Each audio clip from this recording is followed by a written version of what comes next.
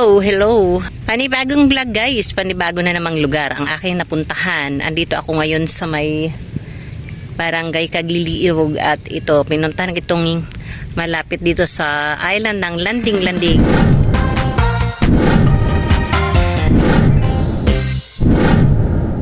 Ang pangalan niya is Landing-Landing. Low tide kaya nakikita lahat ng mga kalawakan nitong rugtong ng Landing-Landing Island. Ito, yung mga kabatuhan, yung mga may sisi dyan, yung may mga tinatawag nilang tiniktik or basta sisi.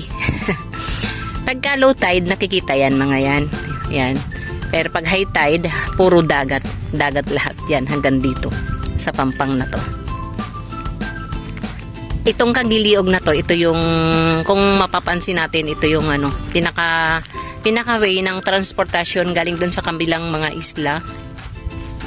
Kagaya ng lugar namin sa Sitio Cagpililipig, Daligan, Nagpatong, yung mga barangay na kalapit dyan. Dito ang ang daungan kasi dito yung ng mga sasakyan ng transportasyon. Nandito lahat. Ayan, ang ganda. Ayan, ganda ng kalawakan ng niya. Daming kumukuha ng mga seafood, mga shell. Dami dyan.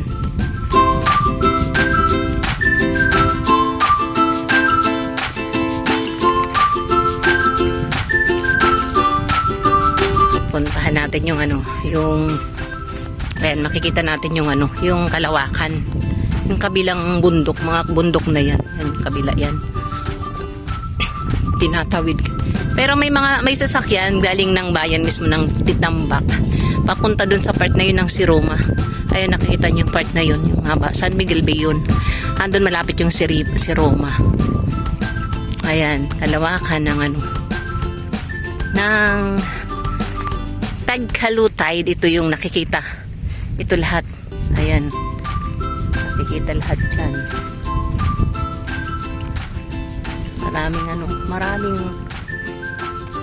Maraming lugar yung kalawakan ng kabundukan. Ayan, dami.